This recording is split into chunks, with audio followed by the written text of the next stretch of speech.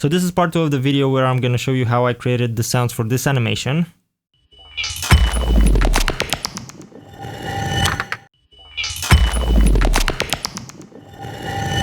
And don't forget to start with part 1. If you haven't watched that already, click somewhere around here to go to the first part. Now to go lower, here we have the brick samples. So the brick samples have 4 tracks. I will just mute this and I'll come back to this later. So these sound like this. The first part is when the top of the statue breaks, and this part is when the statue comes back. So I just added samples and layered them together. Now what's so special about this bottom track is that I've used a delay that is also the same thing I've explained earlier. So what I'm trying to do here is to create this effect.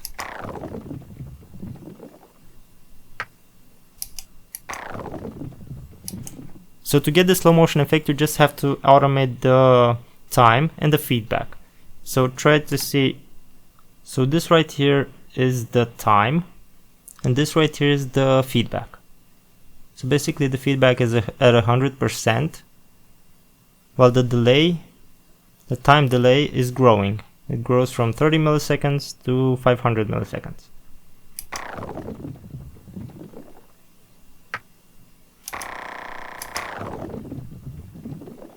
This, what you're hearing, is only the lowest track. So altogether, this is just the lower track. Altogether it sounds like this.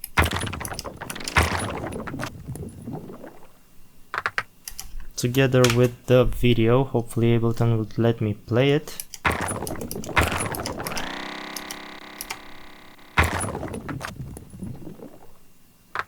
This is a sound sample that you can find in the Impacts and Hits toolkit on my website, and it sounds like this, without any effects.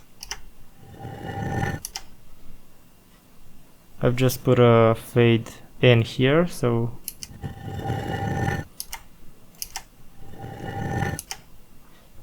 I've added EQ, OTT, and reverb. This is just a standard preset.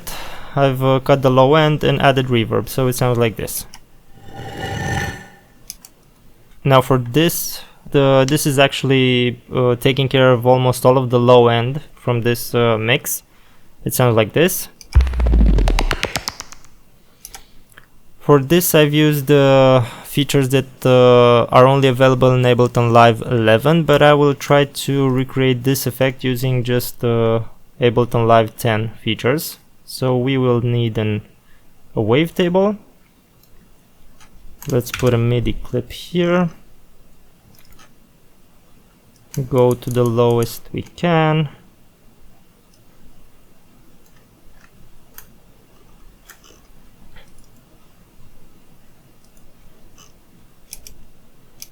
Now let's put it at a higher pitch just so you can hear it. And what we want is for this oscillator's frequency to rise and after that drop. So we will use envelope 2 for this. Envelope 2 should affect the pitch.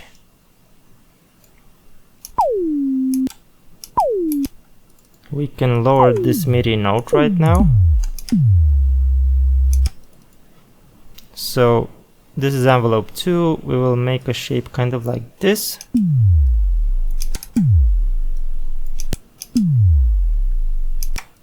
You can put the length of the drop here, so basically for 5 seconds. For a lower one, like 1.4 seconds. I'll keep it like this, and the second oscillator I've used a Formant VOSM oscillator. Lowered the pitch, -24. Added a modern warp, and also this envelope takes care of the warp here.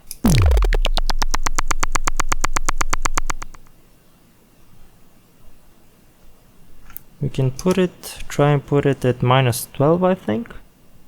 -12 semitones. Let's get this MIDI note like this, and it's almost, let's see if it's almost the same. I think this one has reverb on it, so let's add reverb.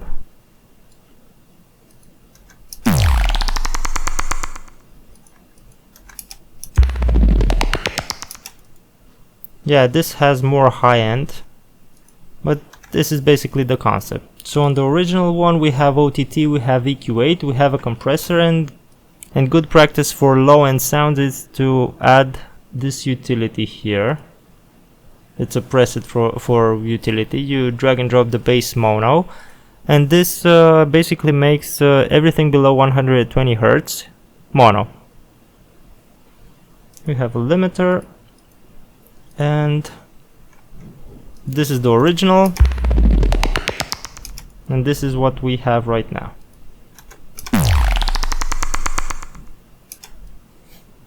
Maybe, who knows, it could sound better with the one we have right now.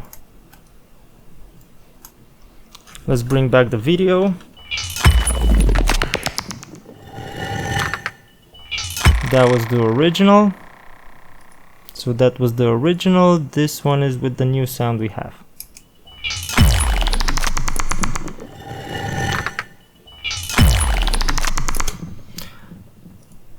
Hope you enjoyed the video. See you next time.